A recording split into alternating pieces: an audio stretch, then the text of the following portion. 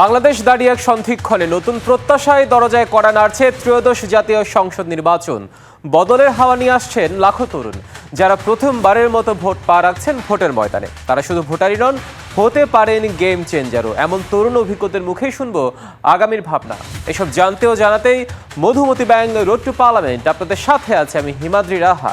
দর্শক, Madhumati bank road two পার্লামেন্টে আজকে আমরা আলোচনা করব ফিরোজপুর জেলার যে সংসদীয় আসনগুলো আছে, অর্থাৎ 1, 2, 3 সংসদীয় আসন নিয়ে জানবো সেই সংসদীয় আসনগুলোতে তরুণ ও সাধারণ মানুষের কথা এবং তাদের ভাবনা।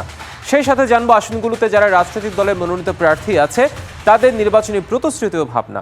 দর্শক, মধুমতি ব্যাংক রোড টু পার্লামেন্টে আজকে আমরা আলোচনা করবো, যেটা আগে জানিয়েছে ফিরোজপুর জেলার সেই সংসদীয় আসনগুলো আছে, অর্থাৎ 1, 2, 3 নিয়ে। আমরা মূল আলোচনায় যাবার আগে এই 3 সংসদীয় আসনের 1991, 96, 2001 এবং 2008 এই 4টি নির্বাচনী বছরে পরিসংখ্যানগুলো আমরা একটু দেখে নেব। 1991 সালে পিরোজপুর 1 আসন থেকে সুধাংশু শেখর হালদার আওয়ামী লীগের নৌকা প্রতীকে 55,405 ভোট পেয়ে সেখান থেকে তিনি সংসদ সদস্য নির্বাচিত হন। তার প্রতিদ্বন্দ্বী ছিল গাজী নুরুজ্জামান, তিনি বিএনপির ধানের শীষ প্রতীকে 38,538 ভোট পান। আমরা পিরোজপুর 1 আসনে 1996 সালের নির্বাচনী পরিসংখ্যান যদি তাকাই, দেলোয়ার হোসেন সাইদি জামায়াত ইসলামী থেকে 55,717 ভোট পেয়ে তিনি সেখান থেকে সংসদ সদস্য নির্বাচিত হন। তার প্রতিদ্বন্দ্বী ছিল তার আগের বারের সংসদ সদস্য সুধাংশু শেখর হালদার, তিনি 55,437 ভোট পেয়েছেন। আওয়ামী লীগের নৌকা প্রতীকে ভোটের ব্যবধান মাত্র 300-র কাছাকাছি। আমরা 2001 সালের নির্বাচনী পরিসংখ্যানের দিকে যদি তাকাই, পিরোজপুর 1 আসন থেকে দেলোয়ার হোসেন সাইদি টানা দ্বিতীয়বারের মতো 1,10,108 ভোট পেয়ে জামায়াত ইসলামের দাঁড়িপাল্লা প্রতীকে সংসদ সদস্য নির্বাচিত হন। তার প্রতিদ্বন্দ্বী ছিল একইবারের মতো সুধাংশু শেখর হালদার, তিনি 76,731 ভোট পান আওয়ামী লীগের নৌকা প্রতীক। আমরা যদি 2008 সালের নির্বাচনী পরিসংখ্যানের দিকে যদি তাকাই, পিরোজপুর 1 আসন থেকে AKMA আওয়াল 1,02,086 ভোট পেয়ে আওয়ামী লীগের নৌকা প্রতীকে তিনি সেখান থেকে নির্বাচিত হন। তার প্রতিদ্বন্দ্বী ছিল বিগত 2 বারের সংসদ সদস্য দেলোয়ার হোসেন সাইদি জামায়াত ইসলামের দাঁড়িপাল্লা প্রতীকে, তিনি পান 94,937 ভোট। পিরোজপুর 1 আসনে প্রত্যেকবার আমরা দেখলাম একটা হাড্ডাহাড্ডি ভোটের যুদ্ধ হয়েছে সেখানে। আমরা এবার পিরোজপুর 2 আসনের দিকে যদি তাকাই, আনোয়ার হোসেন, তিনি 1991 সালে জাতীয় পার্টির লাঙ্গল প্রতীকে 76,651 ভোট পেয়ে সেখান থেকে সংসদ সদস্য নির্বাচিত হন। তার প্রতিদ্বন্দ্বী ছিল অ্যাডভোকেট আব্দুল হাকিম, তিনি আওয়ামী লীগের নৌকা প্রতীকে 15,560 ভোট পান। প্রায় অর্ধেকেরও বেশি ভোটের ব্যবধান আমরা সেখানে দেখতে পাচ্ছি। এবার নির্বাচনী বছর 1996 সাল পিরোজপুর 2 আসনের পরিসংখ্যান যদি আমরা তাকাই, দেখতে পাই জাতীয় পার্টির লাঙ্গল প্রতীকে আনোয়ার হোসেন দ্বিতীয়বারের মতো 33,519 ভোট পেয়ে সেখান থেকে সংসদ সদস্য নির্বাচিত হন। তার প্রতিদ্বন্দ্বী ছিল আওয়ামী লীগের নৌকা প্রতীকে আলতাফ হোসেন, তিনি 13,811 ভোট পান। এবার আমরা 2001 সালের নির্বাচনী বছরের পরিসংখ্যান যদি তাকাই, পিরোজপুর 2 আসনে আপনারা দেখতে পাচ্ছেন আনোয়ার হোসেন বন্ধু জাতীয় পার্টি মঞ্জু সমর্থিত থেকে তিনি সাইকেল প্রতীকে 37,350 ভোট পেয়ে তিনি সেখান থেকে সংসদ সদস্য নির্বাচিত হন। তার প্রতিদ্বন্দ্বী আমরা দেখতে পাচ্ছি নুরুল ইসলাম মঞ্জুর, তিনি বিএনপির ধানের শীষ প্রতীকে 20,594 ভোট পান।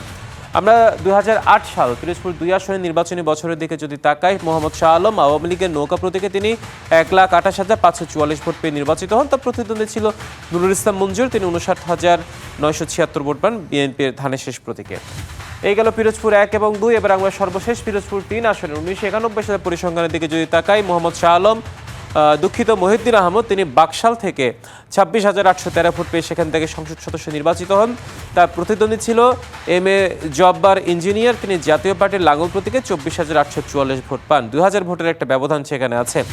আমরা যদি 1996 সালের নির্বাচনী বছরের দিকে তাকাই, পিরোজপুর 3 আসন থেকে ডাক্তার রুস্তম আলী ফারাজি জাতীয় পার্টির লাঙ্গল প্রতীকে তিনি 29,837 ভোট পেয়ে সেখান থেকে সংসদ সদস্য নির্বাচিত হন। তার প্রতিদ্বন্দ্বী ছিল মহিউদ্দিন আহমদ, তিনি 24,263 ভোট পান আওয়ামী লীগের নৌকা প্রতীকে। আমরা 2001 সালের নির্বাচনী বছরের দিকে যদি তাকাই, পিরোজপুর 3 আসন থেকে ডাক্তার রুস্তম আলী ফারাজি, তিনি 64,958 ভোট পেয়ে বিএনপির ধানের শীষ প্রতীকে তিনি সংসদ সদস্য নির্বাচিত হন। তার প্রতিদ্বন্দ্বী ছিল মিসেস মাহমুদ সওগাত, তিনি আওয়ামী লীগের নৌকা প্রতীকে 29,756 ভোট তিনি পান। আমরা সবশেষ নির্বাচনী বছর 2008 সাল পিরোজপুর 3 আসন মোহাম্মদ আনোয়ার হোসেন আওয়ামী লীগের নৌকা প্রতীকে তিনি 59,420 ভোট সেখান থেকে পান।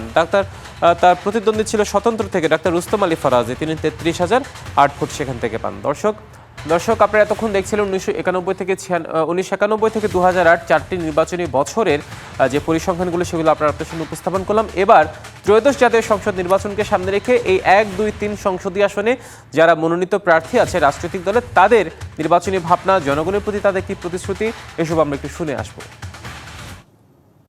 মনে প্রাণে বিশ্বাস করি দুইটি জায়গায় যদি আমরা কাজ করতে পারি, একটি হলো শিক্ষা আর একটি হলো অর্থনৈতিক স্বনির্ভরতা। আমরা যদি আল্লাহ তাআলা আমাদেরকে বিজয়ী করে, ধানের শীষে সরকার গঠন করার তৌফিক দান করে, তাহলে এই অঞ্চলকে অর্থনৈতিক জোন করব, যেখানে গার্মেন্টস সহ বিভিন্ন ফ্যাক্টরি থাকবে। আমাদের পাশেই পাটকলগুলো আবারও পিরোজপুরে সেগুলো অর্থনৈতিক জোনে চলে আসবে। আমরা মোংলা এবং পায়রা বন্দর থেকে বিদেশে রপ্তানি করব, সেই পরিকল্পনা যেমন আমার আছে। শিক্ষা অঙ্গনের উন্নয়ন শুধুমাত্র টেবিল চেয়ার এবং সেই বিল্ডিংগুলো না, শিক্ষার উন্নতি করতে হবে, বেসিক শিক্ষার উন্নতি করতে হবে। এই অঞ্চলে রাস্তাঘাটের উন্নয়ন, অবকাঠামোগত উন্নয়নের পাশাপাশি টেকসই বাঁধ, যেটি এলাকার মানুষের প্রাণের দাবি, সেই টেকসই বাঁধ নির্মাণের আমি চেষ্টা করবো ইনশাআল্লাহ। প্রত্যেকটি উপজেলাতে আমাদের বিপুল সংখ্যক যুবক তরুণ শ্রেণীর মানুষেরা বা আমাদের ভাইয়েরা বোনেরা আছে, কিন্তু তাদেরকে ট্রেন্ড আপ করার জন্য, তাদেরকে বোঝা না বানিয়ে বরং দেশের দক্ষ জনশক্তি হিসাবে গড়ে তোলার জন্য তেমন কোনো ব্যবস্থা এখানে নেই। এখানে শুধুমাত্র কারিগরি স্কুলের নামে কিছু স্কুল আছে, বাট প্র্যাকটিক্যালি সেসব জায়গা থেকে দক্ষ কোনো জনশক্তি তৈরি হচ্ছে না। তো এখানে দক্ষ জনশক্তি তৈরি করার জন্য আমি ইনশাআল্লাহ একটা ভূমিকা রাখবো, যাতে করে সারা বিশ্বে আমাদের জনশক্তি ছড়িয়ে যেতে পারে এবং তারা দেশের উন্নয়নে ভূমিকা রাখতে পারে। যেসব ব্যাপারগুলি আছে, যোগাযোগ ব্যবস্থা এবং শিক্ষা ব্যবস্থা, স্বাস্থ্য ব্যবস্থা, যা যা দরকার আমরা ইনশাআল্লাহ প্রায়োরিটি বেসিস করব। আল্লাহর মতো কোনো প্রতিবন্ধক এখন পর্যন্ত দেখছি না, তো মনে হয় না কোনো প্রতিবন্ধকতা সৃষ্টি হবে, কারণ আমরা সবচেয়ে বেশি উজ্জীবিত আমাদের নেতা এখন দেশে। তো এই কারণে আমরা অবশ্যই আশাবাদী যে সকল ষড়যন্ত্র যেগুলি পরিকল্পিত ছিল, এই ষড়যন্ত্র আর থাকবে না ইনশাআল্লাহ, আল্লাহর সহায়। এই উপজেলায় একটা ভালো স্বাস্থ্য কমপ্লেক্স পর্যন্ত নাই। যোগাযোগের ব্যবস্থা, দুইটা অটোরিকশা একসাথে ক্রস করাটা কঠিন। সেই জায়গায় আমরা মনে করি যে যোগাযোগ, বিশেষ করে যান চলাচলের, মানুষ চলাচলের যোগাযোগ ব্যবস্থার উন্নয়ন হওয়া দরকার। নেসারাবাদে তো নদী ভাঙন একটা এলাকা, 10টা ইউনিয়নের মধ্যে প্রায় 4টে ইউনিয়ন নদী দিয়েই পরিবেষ্টিত।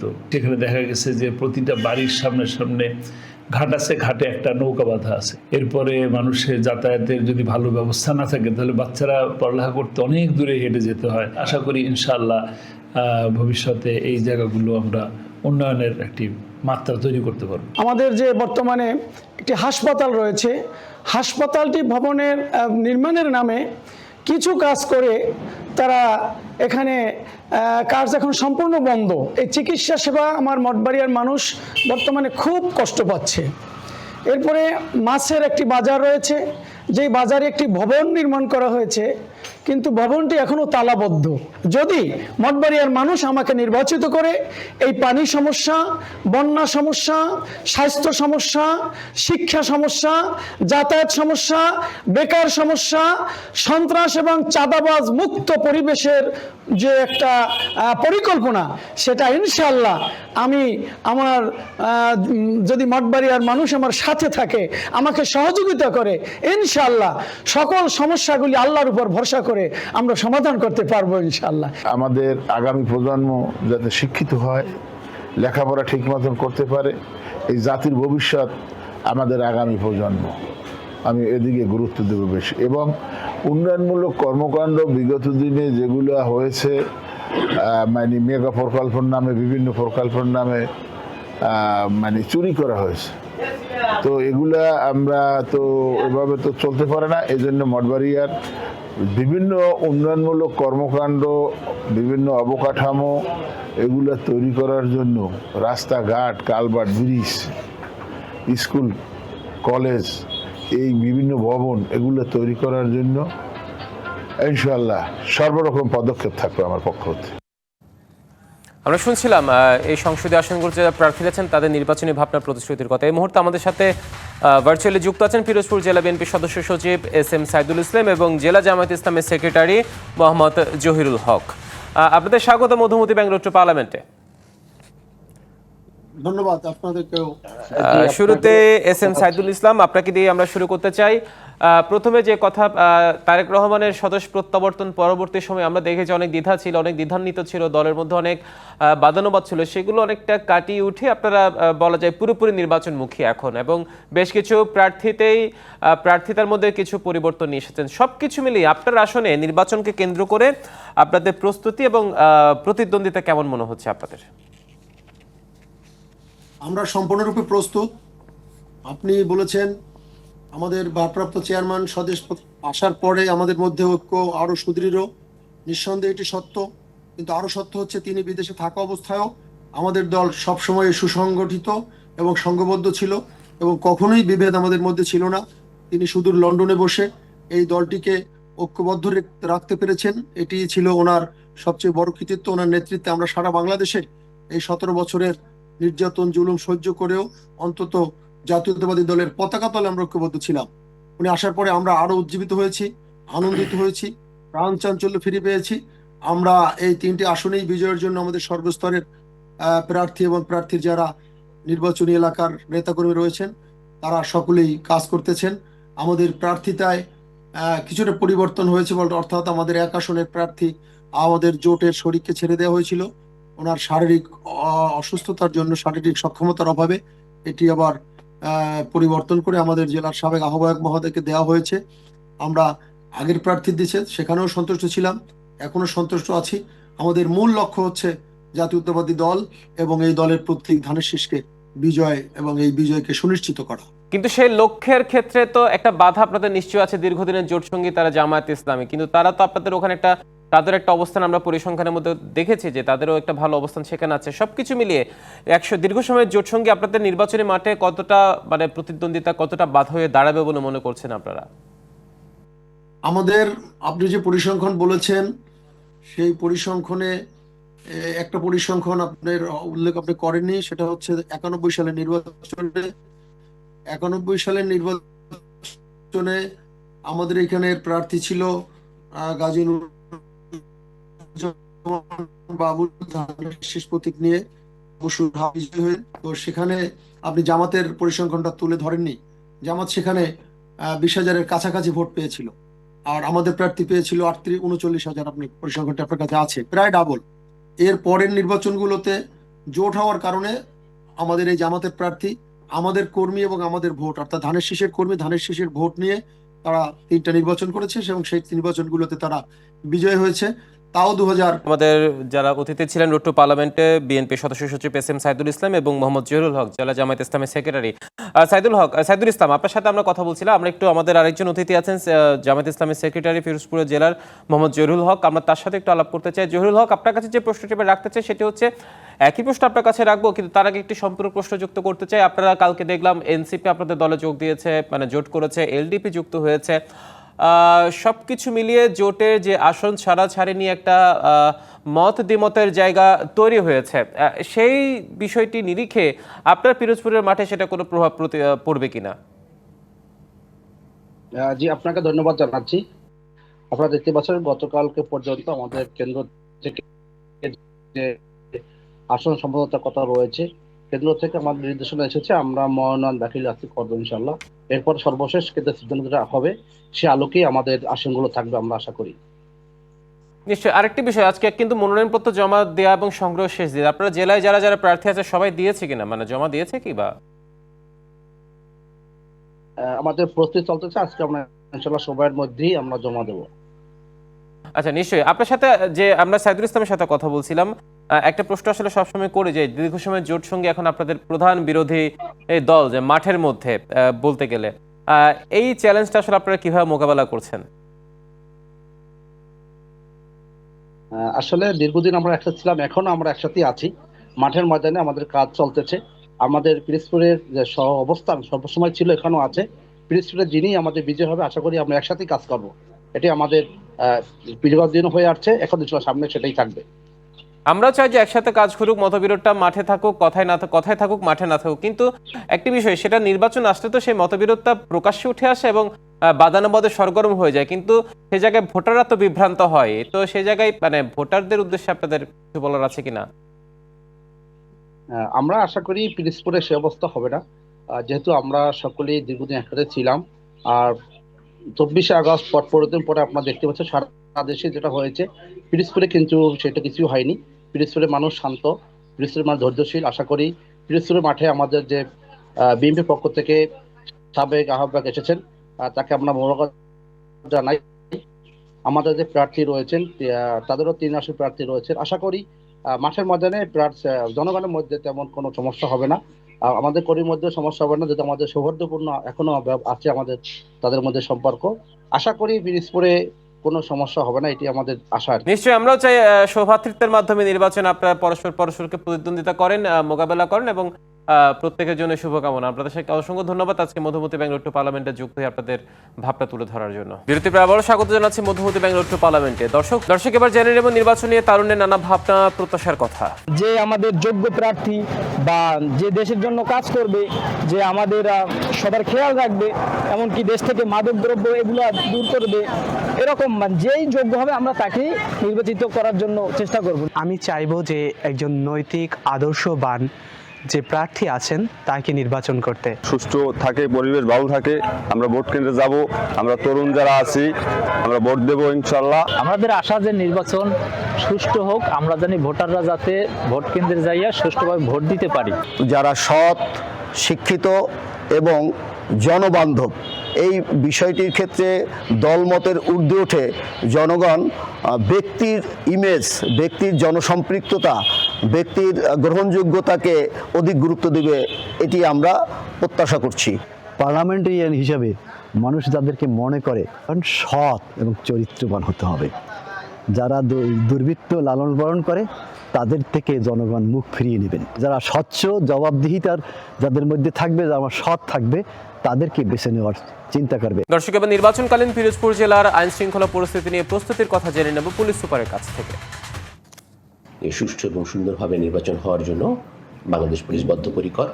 এবারের নির্বাচনটি হবে বাংলাদেশের ইতিহাসের সবচেয়ে সুন্দর এবং স্মরণীয় নির্বাচন, যা বাংলাদেশকে একটি দৃঢ় ভিত্তির উপর দাঁড় করাতে সহায়তা করবে। নিয়মিতভাবেই পুলিশ হেডকোয়ার্টার্স, ডিআইজি অফিস, অপরদিকে স্বরাষ্ট্র মন্ত্রণালয়, নির্বাচন কমিশন সকলের সঙ্গে আমাদের নিয়মিত যোগাযোগ এবং নির্দেশনাগুলো আমরা নিয়মিত পাচ্ছি এবং সে অনুযায়ী আমরা প্রস্তুত আছি। দেখছেন মধুমতি ব্যাঙ্গালোর টু পার্লামেন্ট। সময় হলে একটি বিরতির সাথে থাকুন। স্বাগত, আপনারা দেখছেন মধুমতি ব্যাঙ্গালোর টু পার্লামেন্ট। দর্শক, ভোটের আড্ডার নানা পেশার মানুষের ভাবনা জানতে পিরোজপুর থেকে এই মুহূর্তে আমাদের সরাসরি যুক্ত হয়েছেন সহকর্মী হাবিবুর রহমান। হাবিবুর রহমান, আপনাকে স্বাগত মধুমতি ব্যাঙ্গালোর টু পার্লামেন্টে। কেমন দেখছেন এই কনকনে ঠান্ডার মধ্যেও আমরা দেখতে পাচ্ছি বেশ কজন আপনারা এখানে উপস্থিত হয়েছে, তাদের ভাবনা কেমন দেখছেন নির্বাচন নিয়ে? জি, আমরা এখানে কিছু ভোটার আছে আমাদের সাথে, যারা নতুন ভোটার, যারা বিগত দিনে ভোটার হয়েছেন বাট কিন্তু ভোট দিতে পারেননি। আমরা একটু জেনে নিতে চাচ্ছি তাদের কাছ থেকে যে আমাদের কাছে সাথে একজন নতুন ভোটার আছে, তো আপনি যদি একটু বলতেন যে আসলে আগামীতে কেমন নির্বাচন চান একটু যদি বলতেন। আগামীতে আমরা সুষ্ঠু, কোনো গ্যাঞ্জামহীন, আমরা যাতে নিজেদের মতনই ভোট দিতে পারি, যাব এবং সুষ্ঠুভাবে ভোটটা দিয়ে চলে আসবো, একজন পছন্দের কর্মীকে আমরা ভোট দিতে পারি, এমনই একটা ভোট চাই। জি, ধন্যবাদ আপনাকে। তো আমাদের সাথে আরেকজন নারী ভোটার আছেন, যিনি একেবারে নতুন ভোটারই বলা যায়, কারণ উনি এর আগে কখনো ভোট দিতে পারেননি। আমি একটু জানতে চাচ্ছি আপনার কাছে যে কেমন জনপ্রতিনিধি চাচ্ছেন এই নির্বাচনে। আমি নির্বাচিত প্রতিনিধি চাচ্ছি, যেহেতু আমি পিরোজপুর 1 আসনের ভোটার, আমি আগেও ভোটার হয়েছি কিন্তু আমি ভোট দিতে পারিনি। সেক্ষেত্রে কেন আমি ভোট দিতে পারিনি? কারণ সেই ধরনের কোনো স্কোপ ছিল না ভোট দেওয়ার। তো এখন যেহেতু আমি নতুন ভোট দেবো, সেক্ষেত্রে একজন সৎ, যোগ্য সুনাগরিক হিসেবে একজন সৎ, যোগ্য যারা আছে তাদেরকেই বাছাই করব তাকে ভোট দেওয়ার জন্য। আর দ্বিতীয় কথা হচ্ছে যে প্রত্যেক যারা নির্বাচিত প্রতিনিধি থাকবে, তারা নির্বাচনের যারা দাঁড়াবে তাদের একটা আশা থাকে বা তারা একটা ইশতেহার দেয় নির্বাচনে, তারা যেন সেই আশা পূরণ করে এবং সেই যে প্রতিজ্ঞাটা পূরণ করে, আমরা চাই যেন সেই ধরনের। ধন্যবাদ আপনাকে। তো আমাদের সাথে আরো কিছু ভোটার আছে, আমরা চা খেতে খেতে তাদের সাথে কথা বলতেছি। আপনার কাছে একটু জানতে চাচ্ছি যে কেমন নির্বাচন চাচ্ছেন, একটু সংক্ষেপে যদি বলতেন।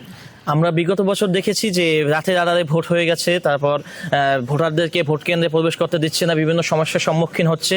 আমরা চাচ্ছি যে এই ধরনের সমস্যা না হয় এবং আমরা একটি উৎসবমুখর পরিবেশ চাচ্ছি, যে পরিবেশে সকল ভোটার তাদের যে ভোট যে একটা অধিকার, এই অধিকারের মাধ্যমে তারা যেন তাদের প্রার্থীকে, সঠিক প্রার্থীকে তারা যেন নির্বাচন করতে পারে। আমরা এমনই নির্বাচন চাচ্ছি যেখানে কোনো ঝোঁঝামেলা হবে না, একটা উৎসবমুখর পরিবেশটা। ধন্যবাদ আপনাকে। তো শুনছিলেন ভোটাররা আমাদের তাদের মতামত ব্যক্ত করছিলেন। তো আমরা আর একজন নতুন ভোটার, ওনার সাথে একটু কথা বলবো যে আপনি আসলে কি ধরনের জনপ্রতিনিধি চাচ্ছেন, একটু সংক্ষেপে যদি বলতেন। আচ্ছা, বিগত দিনে যারা জনপ্রতিনিধি ছিল আমরা সবাই জানি তারা কিছু দুর্নীতিগ্রস্ত ছিল। আমরা চাই যে আমাদের এই সামনে যে নির্বাচনে যারা জনপ্রতিনিধি তারা প্রতিজ্ঞা করতে হবে যে আমরা দুর্নীতি করব না। এবং যদি তারা দুর্নীতি না করে পিরোজপুর 1 আসন উন্নয়নের ধারা অনেক অব্যাহত থাকবে। যা উন্নয়ন হয় নাই আমাদের এই দেশে বা আমাদের যারা জনপ্রতিনিধি হবে তারা যদি দুর্নীতি না করে তাহলে এই আমাদের দেশটা, আমাদের পিরোজপুর 1 আসন অনেক উন্নত হয়ে যাবে। ধন্যবাদ আপনাকে।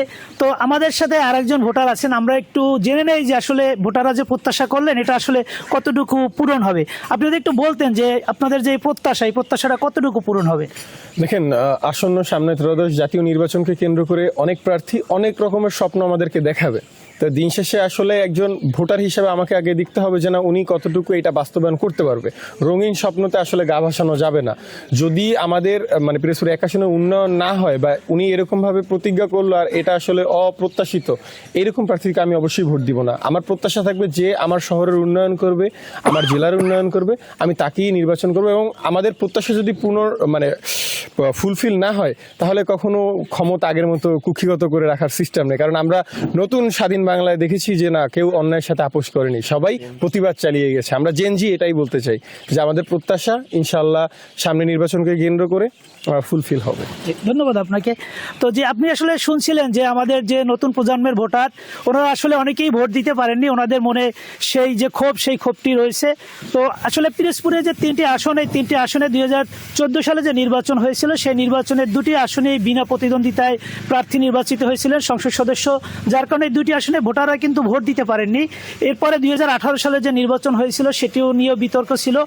তো সেই নির্বাচনে আসলে ভোটাররা ওভাবে ভোট দিতে পারেননি। তো সর্বশেষ 24 সালে যে নির্বাচন হয়েছে সেই নির্বাচনে প্রতিদ্বন্দ্বিতা থাকলেও সেই নির্বাচন অধিকাংশ রাজনৈতিক দল বর্জন করেছিল।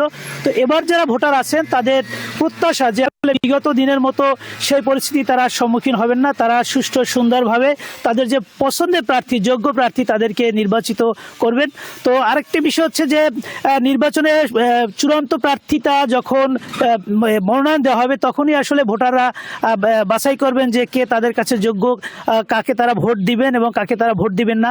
তো এই নতুন প্রজন্মের যে ভোটার তারা বলছেন যে আসলে তারা চান যে একজন দুর্নীতিমুক্ত এবং সৎ, যোগ্য এবং শিক্ষিত লোক যিনি তাদের নির্বাচনী আসনের কথা চিন্তা করবেন, তাদের বেকারত্ব দূর করার দিকে গুরুত্ব দেবেন। তো ভোটাররা তাদের সেরকম পছন্দের প্রার্থী বাছাই করবে, এটাই তাদের প্রত্যাশা। রহমান, আপনাকে ধন্যবাদ আমাদের সাথে যুক্ত হওয়ার জন্য। দর্শক, মধুমতি ব্যাগ লোট্টো পার্লামেন্টে ছিল আজকের মতো। দেখা হবে আগামীকাল একই সময় অন্য কোনো সংসদীয় আসন নিয়ে। ডিবিসির সঙ্গে থাকুন।